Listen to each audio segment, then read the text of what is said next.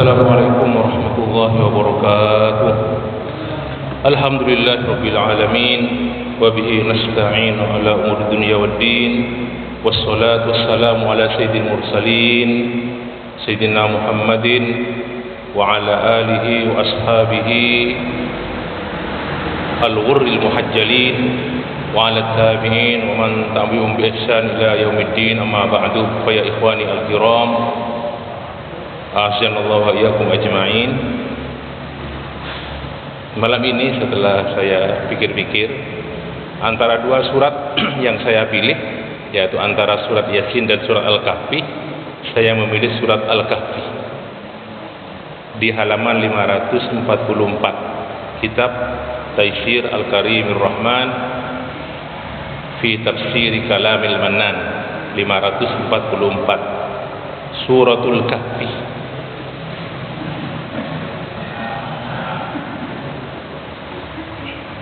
Al-Kahfi artinya gua, Al-Kahf. Baik, sebelum saya membaca tafsir dari kitab Taisir Al-Karimir Rahman, saya ingin menyampaikan beberapa riwayat tentang fadilah surat ini, surat Al-Kahfi. Di antaranya Anil Bara ibni Azib radhiyallahu anhu qala qara'a rajulun al-kahfa. Ada seseorang laki-laki, kata Al-Bara bin Azib, membaca surat Al-Kahfi. Wa fid dari ad-dabbah, dan di rumah ketika itu, di rumahnya itu ada binatang ad-dabbah, entah apa itu, kuda atau apa. Faja'alat tamfiru, tiba-tiba binatang tersebut bergejolak, maksudnya tidak tenang, tatorib, itu tamfir namanya, seperti mau lari gitu. Fasallama, maka laki-laki tersebut berdoa keselamatan. Itu mana fasallama di sini. Faida dobabatun, ternyata ada dobabah itu sebenarnya kabut, au sahabatun atau awan, wasyiyathu, jadi ada awan mengelilingi laki-laki tersebut yang membaca surat Al-Kahfi. Fadzakarahu lin-nabi sallallahu alaihi wasallam, disampaikan terus ke Rasulullah alaihi wasallam, diceritakan. Faqala, apa jawaban Rasulullah alaihi salatu wasallam? Iqra fulan, bacalah wahai fulan, fa innaha as-sakinatu nazalat lil Qur'an, karena sesungguhnya itu, yakni ha itu kembali kepada al-kahf, as-sakinah, di antara fadilah itu as-sakinah nazalat lil Qur'ani.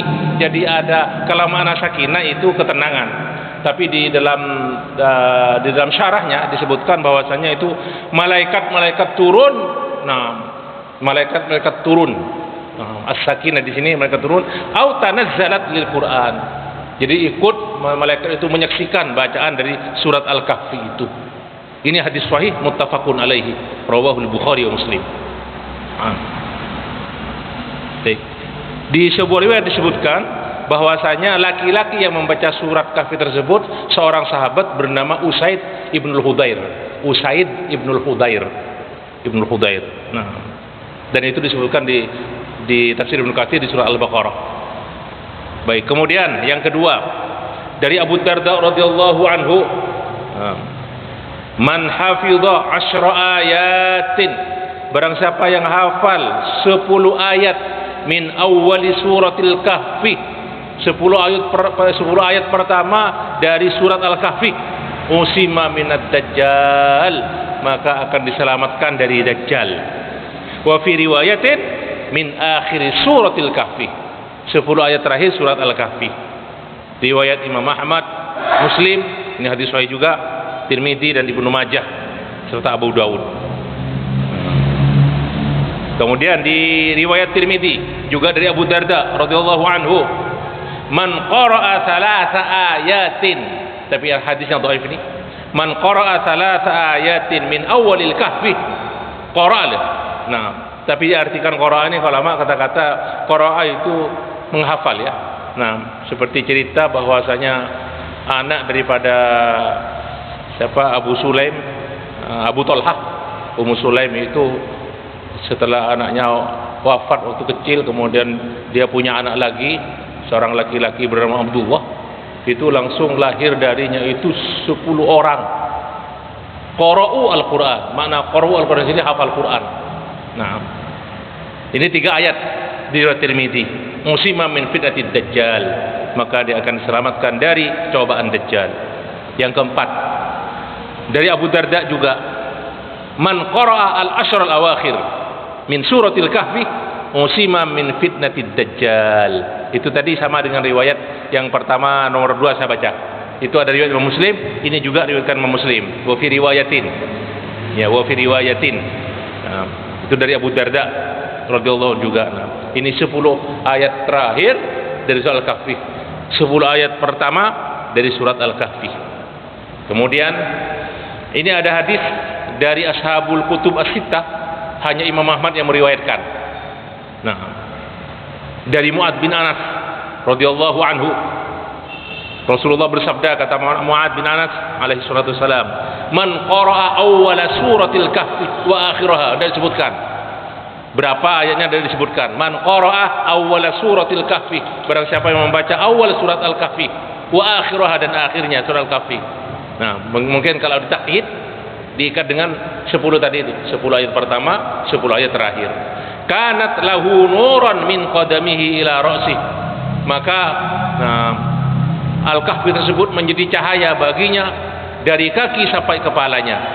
Wa man qara'aha kullaha, dan barang siapa yang membaca seluruh surat al-kahfi, kanat lahu nuran ma bainas sama'i wal ardi, maka menjadi cahaya surat tersebut baginya di antara langit dan bumi.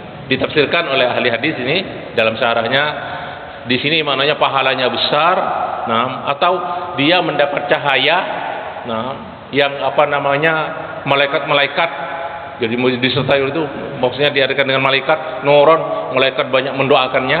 Ada yang menafsirkan juga nuron itu bahwasanya kelak di akhirat. Nah, dia akan mendapat cahaya itu kelak di akhirat. Kemudian yang keenam, dari Ibnu Umar radhiyallahu anhu qala qala Rasulullah sallallahu alaihi wasallam, man qara'a suratal kahfi fi yaumil jumu'ati, barang siapa membaca surat al-kahfi pada hari Jumat, sata'alahu nurun, maka akan muncul darinya nurun, akan memancar darinya nurun, cahaya. Penafsirnya juga sama, min tahti qadamihi ila anas sama, dari bawah kakinya sampai ke awan di langit. Yudi ulahu yaumal qiyamah, ini yudi ulahu yaumal qiyamah, cahaya tersebut akan menerangi dirinya pada hari kiamat. Wa ghufira lahu ma bainal jum'ataini, dan diampuni dosa-dosanya, ini dosa-dosa kecil antara dua Jumat. Nah, Al-Imam Ibnu Katsir menimpali hadis ini dan beberapa riwayat lainnya, bahwasanya hadis ini kalau dikatakan marfu, kalau Rasulullah itu fihi nazar. Nah, jadi rata-rata hadis yang ingin saya sampaikan ini banyak yang mauquf. Mauquf itu ucapan sahabat. Yang marfu tadi itu, yang pertama Bukhari Muslim itu kan. Nah, kemudian yang Imam Muslim juga, yang dalam Muslim itu marfu jelas, yang dari Abu Darda itu. Nah, itu marfu. Yang 10 ayat pertama, 10 ayat terakhir itu masih marfu sahih. Nah, yang mauquf ini banyak yang mauquf. Tapi ahli hadis mengatakan hukumnya hukum marfu, karena tidak mungkin seorang tabi'in itu, seorang sahabat itu, mauquf itu yang diucapkan oleh sahabat. Hadis mauquf itu tidak mungkin seorang sahabat mengatakan suatu berfadilah, suatu amalan langsung dari dirinya. Jadi hukumnya hukum hadis marfu. Senang. Baik. Kemudian hadis berikutnya. Nah, dari Abu Sa'id Al-Khudri radhiyallahu anhu, annahu qala. Nah, ini annahu qala langsung mauquf. Abu Sa'id berkata, man qara'a suratal kahfi fi yaumil jumu'ah adha'a lahu minan nuri ma bainahu wa bainal baitil atiq. Barang siapa membaca surat kahfi pada hari Jumat, maka akan menjadi penerang baginya, menjadi cahaya baginya di antara dia dan di antara Ka'bah. Al-Baitul Atiq di sana artinya Ka'bah. Nah, kemudian juga dari Abu Sa'id Al-Khudri radhiyallahu anhu. Ini di Hakim mengatakan ini sahih hadisnya, dan dia tidak mengatakan mauquf dari Abu Sa'id. Berarti qala anin nabi sallallahu alaihi wasallam qala man qara'a suratal kahfi fi yaumil jumu'ah adha'a lahu minan nur ma bainahu wa bainal jum'atain. Jadi antara Jumat ke Jumat cahayanya itu. Qala al-Imam Hakim dalam kitab Mustadraknya, hadal hadis sahihul isnad, hada hadisun sahih wa lam yukhrijahu, dan tidak diriwayatkan oleh Bukhari Muslim. Kemudian yang ke-8 yang terakhir dari Abu Sa'id Al-Khudri, man qara'a suratal kahfi lailatal jumu'ati. Dari tadi riwayatnya kan banyak yang Jumat. Barang siapa yang membaca surat Kahfi pada malam Jumat, adha'a lahu minan nur fima bainahu wa bainal baitil atiq. Nah, antara cahaya antara dia sampai Ka'bah. Nah, al-baitul atiq. Wallahu a'lam.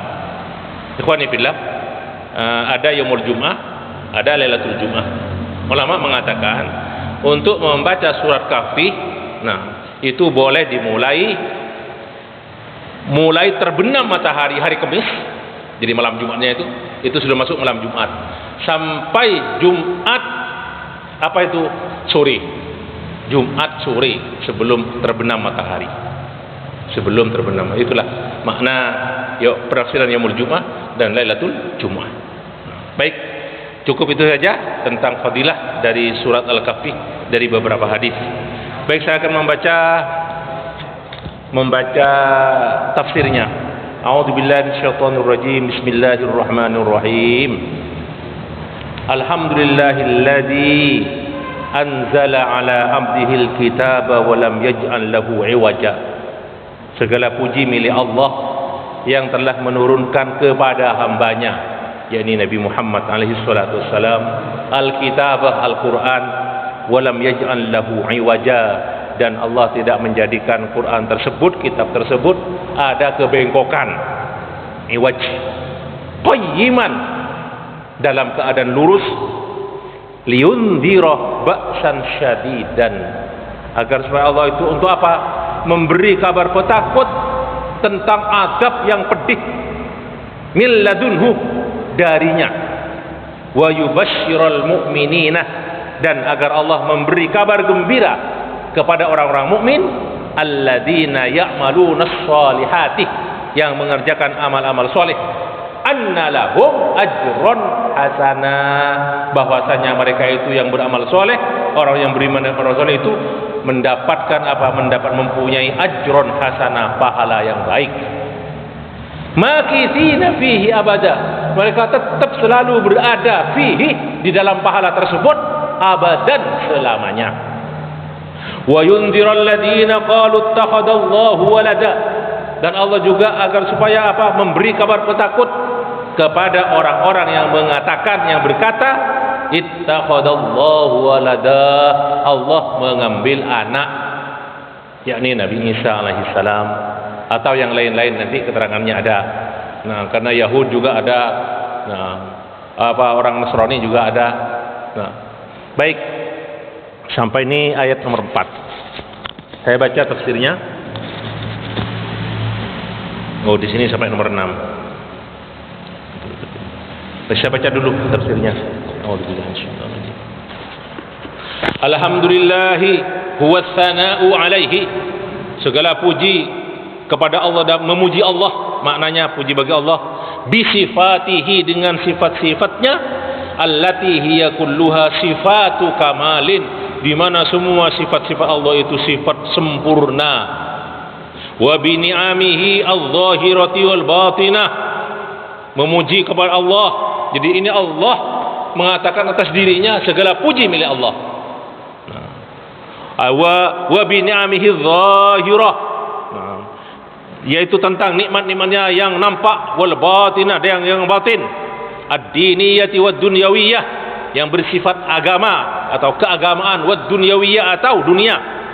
Wa ajallu ni'amihi alal itlaq, dan paling besar nikmatnya Allah secara mutlak, inzaluhu alkitab al-azimah ala abdihi wa rasulihi Muhammadin sallallahu alaihi wasallam, yaitu di mana Allah menurunkan kitab kepada hambanya Nabi Muhammad alaihi salatu wasallam. Fahamida nafsahu, maka Allah memuji dirinya. Wa fi dimnihi, dan di dalam makna alhamdulillah itu sendiri ada makna irsyadul ibadi liyahmaduhu, agar supaya hamba-hambanya juga memuji Allah ala irsalir rasuli ilaihim, atas diutusnya rasul kepada mereka, wa inzalil kitabi alaihim, atas diturunnya kepada mereka alkitab.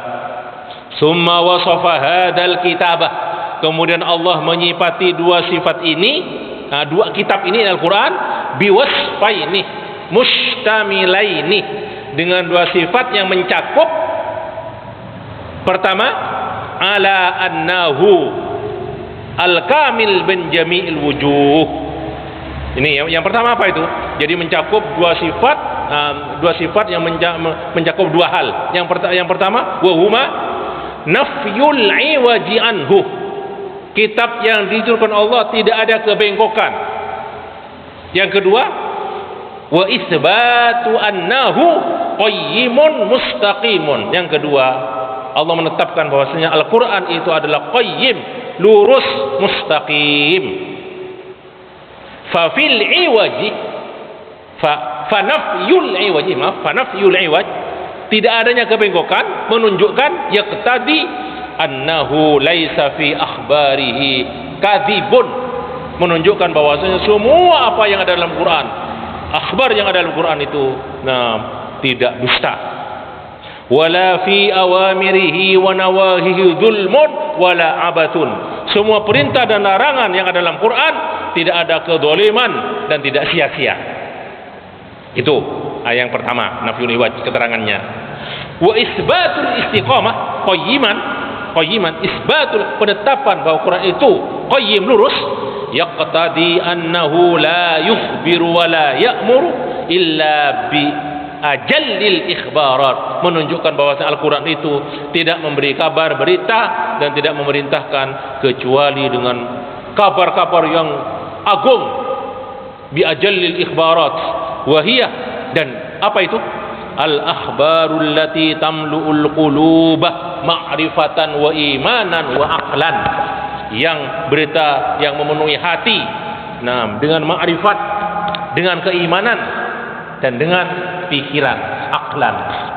Kal akhbari bi asma'illahi wa sifatihi wa af'alihi, seperti kabar-kabar dalam Al-Quran tentang sifat asma Allah, sifat-sifatnya dan pekerjaan Allah. Wa minha, diantaranya juga al-ghuyubul mutaqaddimatu wal mutaakhirah, berita-berita gaib yang lalu dan yang akan datang. Wa anna awamirahu wa nawahiyahu tuzakki an-nufusah, dan bahwasanya perintah dalam Al-Quran dan larangan-larangannya itu bisa mensucikan jiwa. Wa tutahhiruha wa tunammiha wa tukammiluha, mensucikan, membersihkan, menyempurnakan. Listimaliha, karena berita-berita tersebut listimaliha, mengandung ala kamalil adli wal qisti, mengandung keadilan, wal ikhlas, dan keikhlasan, wal ubudiyyati lillahi rabbil alamin, dan ibadah kepada Rabbul alamin, wahdahu la syarikalah, hanya semata kepada Allah. Wa hakikun, dan sudah pantas, bi kitabin mausufin, atau hak, sebuah kitab yang sudah disifati bima dzukirah, dengan apa yang disebut tadi itu, an yahmadallaha nafsahu, Allah memuji dirinya, ala inzalihi, atas dia menurunkan kitab tersebut, wa annahu yatamaddah ila ibadihi bihi, dan Allah juga mengajak hamba-hambanya supaya memujinya. Wa qauluhu ta'ala liyundira ba'san syadidan min ladunhu, ay liyundira bihadzal Qur'anil Karim. Allah memberi peringatan, kabar pertakut kepada Al-Quran ini, iqabahu alladhi indah, siksa yang ada padanya, ai qaddarahu wa qadahu, yaitu siksa yang sudah ditakdirkan olehnya, ala man khalafa amrahu, atas orang yang menyelisihi perintahnya. Wa hada yashmalu iqabad dunya, dan ini mencakup siksa di dunia, wa iqabal akhirah, dan siksa di akhirat. Wa hada aidan min ni'amihi an khawwafa ibadahu wa andarahum ma yadurruhum wa yuhlikuhum. Dan di sini juga, di antara nikmat Allah, Allah memberi kabar pertakut kepada hamba-hambanya, wa andarahum wa ma yadurruhum, sesuatu yang membahayakan mereka, wa yuhlikuhum, dan membinasakan. Kama qala ta'ala lamma dzakara fi hadzal Qur'an wasfan nar. Jadi kita Allah menyebutkan dalam satu ayat, Allah berfirman tentang api neraka. Allah terus berfirman, dzalika yukhawwifullahu bihi ibadahu ya ibadi fattaqun. Itulah Allah menakuti hamba-hambanya dengan adab tersebut. Ya ibadi fattaqun, wahai hamba-hambaku, kata Allah, fattaquni, maka bertakwalah kamu kepadaku. Famin rahmatihi bi ibadihi, dan di antara rahmat Allah kepada hamba-hambanya, an qayyadal uqubatil ghalidhatah ala man khalafa amrah, bahwasanya Allah itu menetapkan siksa yang pedih atas yang menyelisihi perintahnya, wa bayyanaha lahum, dan menerangkan kepada mereka, wa bayyana lahum al asbab al muwassilata ilaiha, dan Allah menerangkan kepada mereka sebab-sebab yang menyebabkan mereka itu mendapat siksa. Wa yubashshiral mu'minina alladhina ya'maluna shalihati anna lahum ajran hasana, dan Allah memberi kabar gembira kepada orang mukmin yang melakukan amal saleh, bahwasanya mereka akan mendapatkan pahala yang baik. Yakni wa anzalallahu ala abdihil kitaba liyubashshira al-mu'minina bih. Allah menurunkan Al-Quran kepada Nabi Muhammad untuk memberi kabar gembira kepada orang mukmin yang beriman kepada Nabi Muhammad, wa birusulihi, kepada Allah, wa birusulihi, dan beriman kepada Rasul-Rasulnya, wa kutubihi, dan kitab-kitabnya, alladzina kamula imanuhum, yaitu orang yang sempurna imannya, fa'aujaba lahum amalas shalihat wa hiyal a'malus shalihah, maka Allah mewajibkan kepada mereka hambanya itu amal-amal salih, min wajibin wa mustahabbin, baik yang wajib ataupun yang mustahab, allati jama'at al-ikhlas wal mutaba'ah, yang dimana amal tersebut mengandung terkandung dalamnya keikhlasan, wal mutaba'ah, dan kontinuitas istiqomah. Anna lahum ajrun hasana, bahwasanya mereka akan mendapat pahala yang baik, wa huwa thawabul ladzi rattabahu Allahu 'alal imani wal amalis shalih, yaitu pahala sebagai akibat dari iman mereka dan amal soleh mereka. Wa a'dhamuhu wa ajalluhu, dan yang paling agung adalah al-fauzu bi ridallahi wa dukhulil jannah, yaitu mendapat ridha Allah dan masuk dalam surga. Allati fiha ma la 'ainun ra'at, di mana dalam surga itu tidak ada mata yang dilihat oleh mata, wala udhunun sami'at, tidak ada sesuatu apapun yang didengar oleh telinga, wala khatara ala qalbi basharin, dan tidak terdetik dalam hati sanubari manusia. Wa fi wasbihi bil husni, kenapa kok Allah berkata ajron hasanan?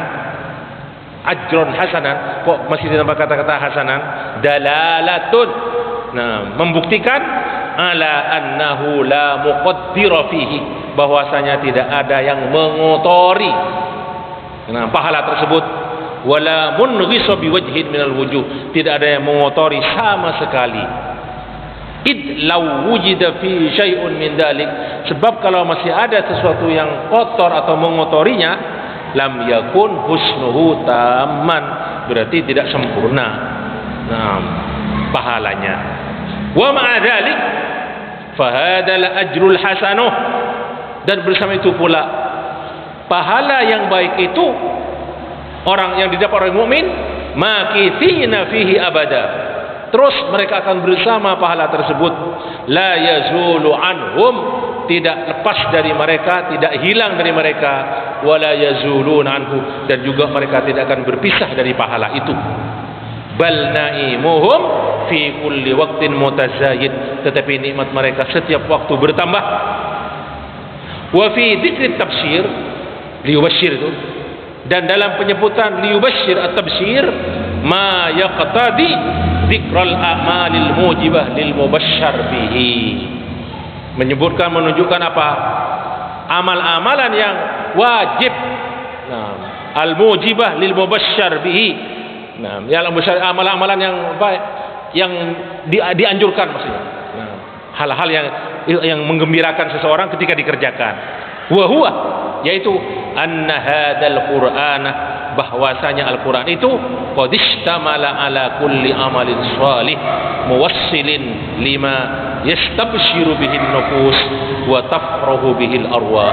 Quran mencakup semua amal saleh yang disenangi oleh jiwa-jiwa, dan tafrah bihil arwah, dan bergembira dengannya roh-roh. Wa yundiral ladina qalu ittakhadallahu walada, dan Allah memberi kabar petakut kepada orang-orang yang berkata Allah mengambil anak, minal yahudi wan nasara, dari orang Yahudi dan Nasrani. Orang Yahudi itu Uzair, orang Nasrani itu Isa. Wal musyrikina alladziina qalu hadhihi al maqala as-sani'ah, dan orang-orang musyrik yang berkatakan kata-kata yang kotor ini. Fa innahum lam yaquluha an ilmin, mereka tidak mengatakannya karena dasar ilmu, wala yakinin, dan juga bukan karena dasar keyakinan, wala ilma minhum, mereka tidak tahu ilmu, wala ilma min abaihim, juga nenek moyang, kakek moyang yang mereka ikuti itu juga tidak tahu ilmu, tidak punya, tidak berilmu. Alladzina qalladuhum, di mana mereka hanya ikut mengikuti kakek moyang mereka, wattabu'uhum. Bal in yattabi'una illa dhanna wa ma tahwal anfus, tapi mereka hanya mengikuti prasangka saja dan apa yang dimaui dari hawa nafsu mereka. Kaburat kalimatan takhruju min afwahihim, sungguh besar dosa yang keluar dari mulut mereka. Takhruju min afwahihim, sungguh jelek sekali apa yang diucapkan oleh mereka. Azumat syana'atuha washtaddat uqubatuha, sungguh besar akibatnya, sanksinya. Wa ayu syana'atin, dan sanksi apa yang lebih besar?